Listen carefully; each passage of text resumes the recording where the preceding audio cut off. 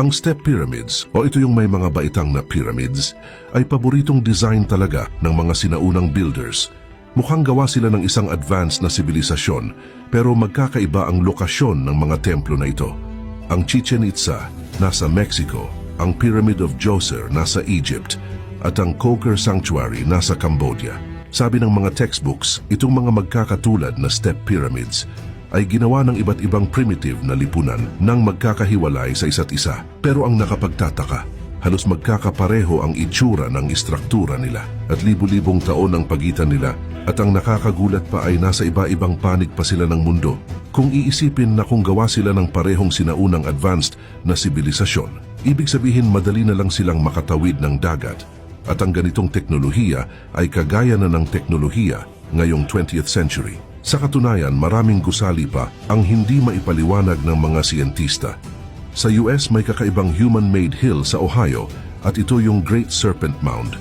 Hindi pa sigurado ang mga eksperto sa edad ng complex na ito na may habang 440 meters.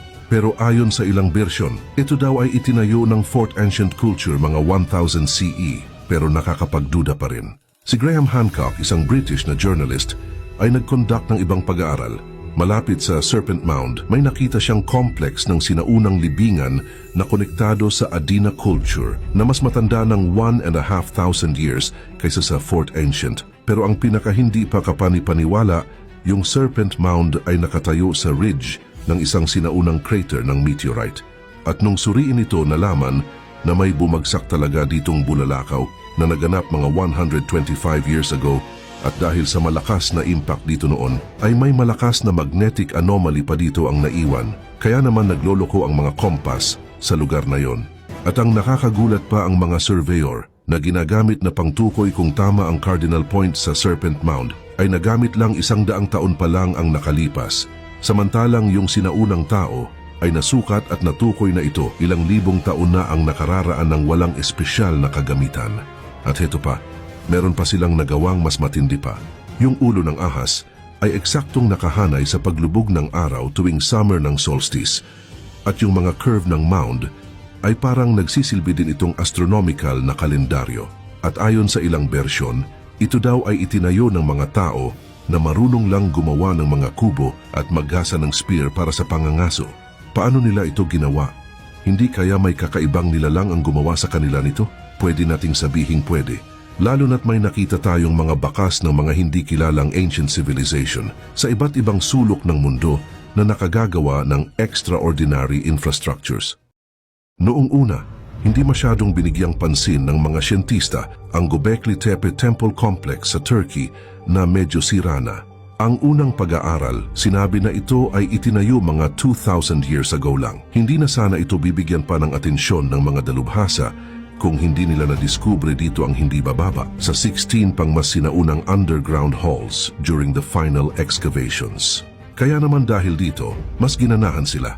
Kaya naman dahil sa new discovery nila, ang total area na ng complex ay aabot na siguro ng mga 20 square kilometers. At base sa kanilang pagsusuri, ang pinakamatandang halls pala dito ay ginawa pa mga 10th millennium BC bago pa lumabas ang anumang modern civilization.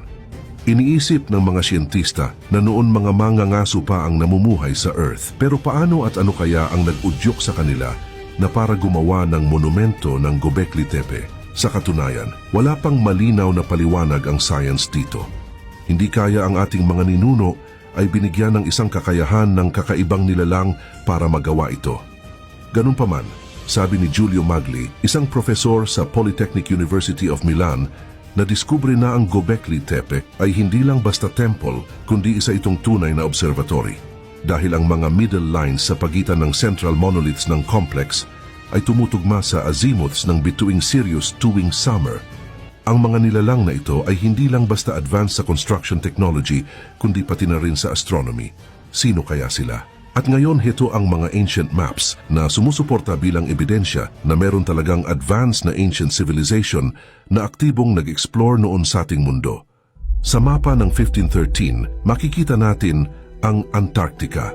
Pero paano ito napunta doon kung ang mga mandaragat natin ay nadiskubre ang 5th continent after 300 years lang? Sa makatuwid, ang mga ancient map ay nababalot din ng misteryo. Halimbawa, ang coastline ng Antarctica na ngayon ay nakatago sa yelo ay eksaktong inilalarawan din sa lumang mapang ito. Ibig sabihin noon pa man may kung sinong nilalang na ang nakaaalam ng itsura ng mga continent. Kung hindi ka naniniwala, ito pa ang patunay. Ang modern science ay nalaman lang nila ang ganitong detalye noong 60s ng ika-20th century. Pero sino kayang nilalang ang unang nakaalam nito bukod sa atin? Halos daan-daan o libu-libong taon ang advance nila sa atin kung ikukumpara. Hindi kaya sila ang gumawa ng giant pyramid sa ibabaw ng Antarctica? Tignan mo itong maigi. Ito ay isang fragment ng satellite image ng Ellsworth Mountains na kinuha noong 2016. Mga bakas kaya ito ng Antarctic Ancient Advanced Civilization. Ang creator ng Mysterious Map ay isang mandaragat na si Piri Reis. Ayon sa kanya, kinopya niya lang ang kanyang mapa mula sa isang napakasinaunang dokumento mula sa nawasak na Library of Alexandria. Sa makatuwid, may mas sinauna pang gumawa ng mapang ito. At heto pa ang nakakagulat. Ang Alexandria ay malapit sa Great Pyramids of Giza sa Egypt. Hindi kaya ang sinaunang nagtayo ng mga pyramid ay nag-iwan ng detalyadong instructions para sa mga susunod na henerasyon tungkol sa kakaibang civilization. Nakakamangha talaga ang map na galing sa ika-16th century dahil talaga namang tama lahat ito kung ikukumpara sa modern map. At FYI, ang South America noong mga panahong ito ay hindi pa gaanong napag-aaralan ng mga tao. So sino kaya ang makapangyarihang nilalang ang gumawa nito? Makikita din sa map ang mga bundok, ilog at ilang lawa sa mismong kontinente. Ibig sabihin noon may nakakita na sa lupain na ito mula sa dagat at nakapasok pa sa loob ng kontinente. Pero sa kabila nito, meron ding hindi magkakapareho sa map natin sa map ni Piri Reis.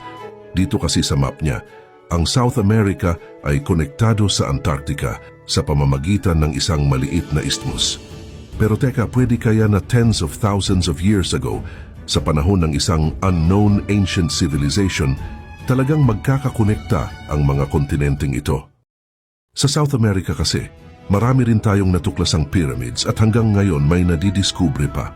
Kamakailan lang din, gamit ang LiDAR scanners, may natuklasan ang mga researchers sa paligid ng isang village sa southern Bolivia. Under the jungle cover, may nakita silang complex network ng canals at remains ng ilang stone pyramids.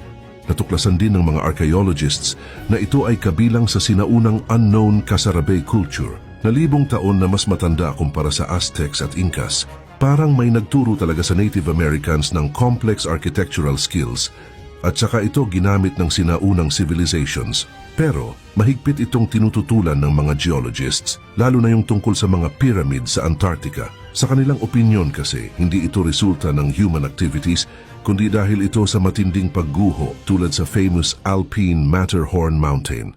Pero kung pagguho ang dahilan nito kaya nabuo, ay bakit napakaganda ng pagkakaguho? Sa kabila nito, hindi dito makasagot ang mga dalubhasa at dagdag pa marami ding ancient human-made monuments sa buong mundo at magkakapareho din po ang hitsura nila. Ngayon, dumako naman tayo sa Gumuhong Gunung Padang Temple na nasa isa sa mga Indonesian islands. Ngayon hindi na ito gaanong pinapansin, pero noong unang panahon ay isa po itong pyramid. At gaya ng Great Serpent Mound, nasa loob din ito ng isang ancient crater.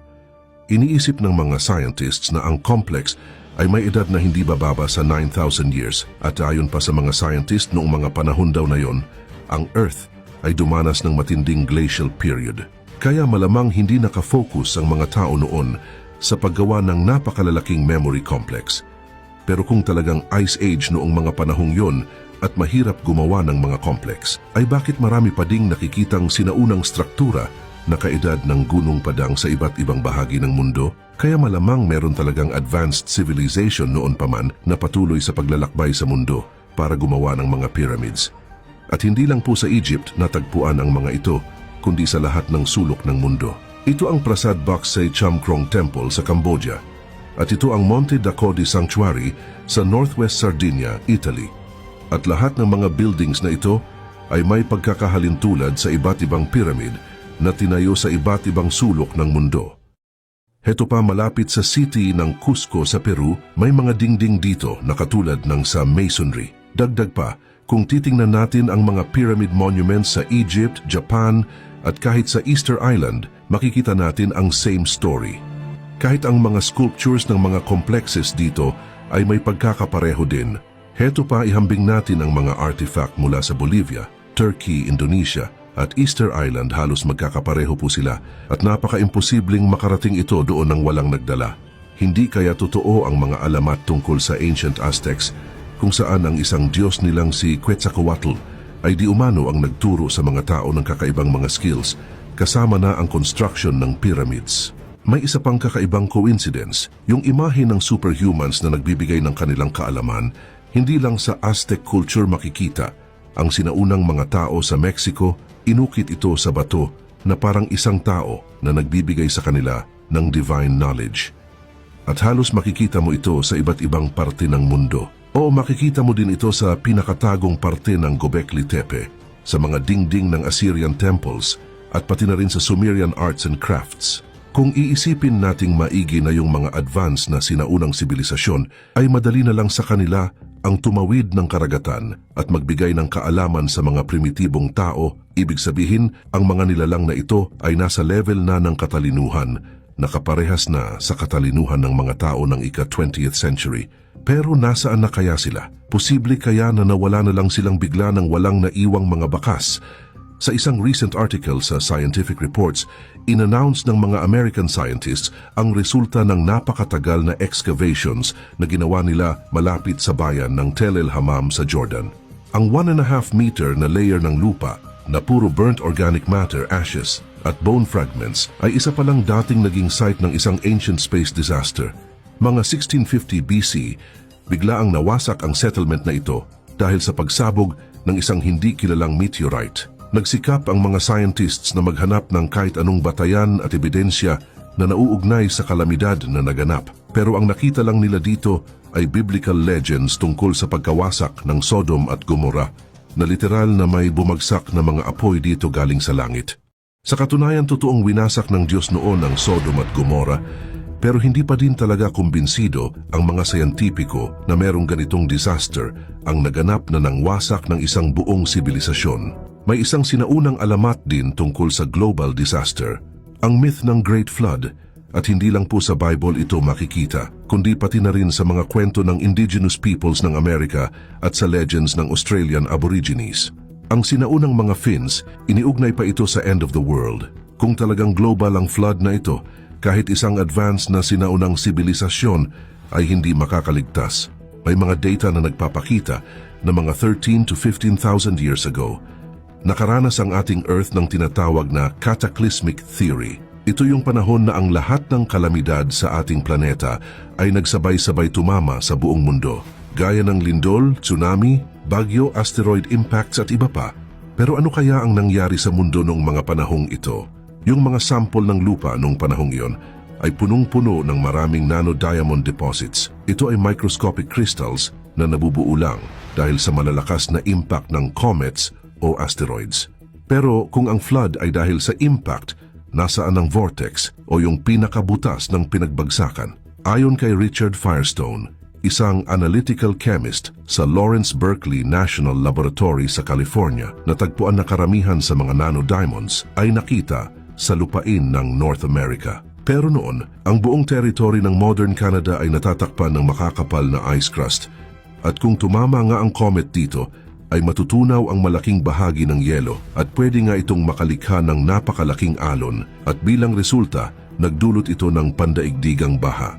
Pero hindi pa din sigurado na nawasak lahat ang buong sibilisasyon ng mga tao ng sabay-sabay. Siguro may mga nakaligtas pa din.